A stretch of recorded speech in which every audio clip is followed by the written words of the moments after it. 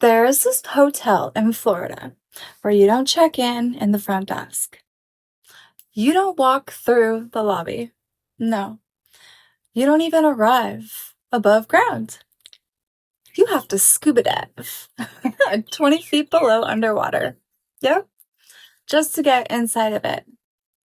It's called Jules Undersea Lodge. And it sits at the bottom of a lagoon in Key Largo. Completely submerged. And once you're in, you're not just visiting something unusual. You're inside a sealed structure, surrounded entirely by water and fishies. They're swimming all past the windows. It's pretty cute. Filtered light coming through from above, and no direct way out. Not easily, without going back through the water the way you came. Now, how this started, this wasn't originally a hotel. It started as an underwater research habitat. Back in the early 1970s, it was called La Chalupa, used by scientists to study saturation diving, basically, and how long humans can live and function underwater without constantly resurfacing.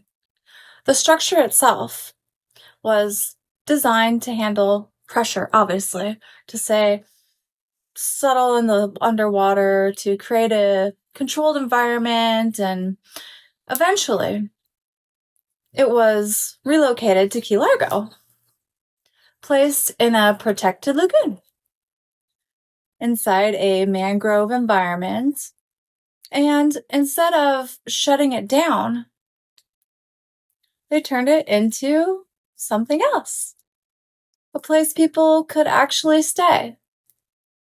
And that's pretty great, I think. It's, it's no front door, no hallway, no staircase. To get inside, you gear up. Full scuba equipment, the whole get up. Tank, all that. Regulator, everything. And you descend slowly. About 20 to 21 feet is about what it is. And then you see it sitting there. Almost like a capsule.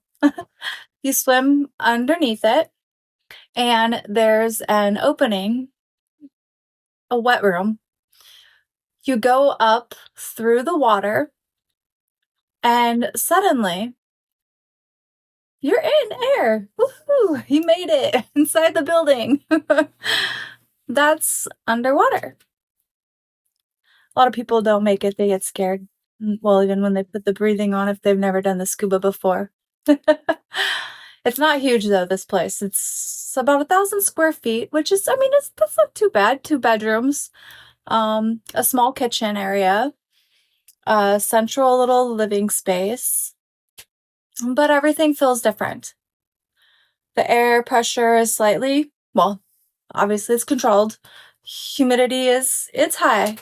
There's a constant low hum from life support systems, basically. Oxygen and the filtration and, air exchange, that sort of thing. Because this isn't just a room, obviously. It's a contained environment.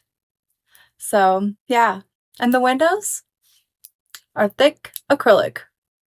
That's good. Designed to handle the surrounding water pressure. And when you look out, you don't see land. You see fish and barracuda sometimes, angelfish, snappers, sometimes things you aren't expecting as well. I don't know. It's pretty cool, honestly. There's no normal sense of time there, that's for sure. No traffic. No outside noise. No natural rhythm.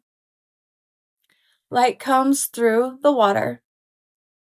But it's filtered, dimmer, shifted, and after a few hours, people start noticing the same thing usually. It feels detached, like you're not part of what's happening above anymore. So that's kind of neat, experience. Oh, another thing. There's this detail about it that's sounds fake, but they actually deliver you pizza when you're in there. And I'm not joking. A driver brings it from the surface down to the lodge, through the water, into the wet room. Then hands it up to you. And somehow, that's just part of the whole experience of staying there. Yeah, it's kind of different. This isn't a casual stay, though, I would tell you that. You need scuba certification. You need training. You need to be comfortable descending into water, obviously, knowing your only exit is back through that same path. Yeah. So people who do it are already a specific type. Adventurous, for sure. Curious, definitely. Comfortable in controlled environments is a must. And that changes the entire experience. So, yeah. So, why this exists, I believe, and it's what makes Florida interesting. Because places like this don't feel like they belong here, but at the same time, they do. It's kind of the feeling. Florida has always been a place where experiments happen, engineering, infrastructure, ideas that start one way or another and turn into something else a lot of times. And sometimes they don't disappear, they just become something new. And that's what makes this place strange. Not just that it exists, but how it feels to be there. Quiet, controlled, a little disconnected, like you stepped into something that wasn't originally meant for you. And once you experience it, you don't really forget it. No, because you realize something.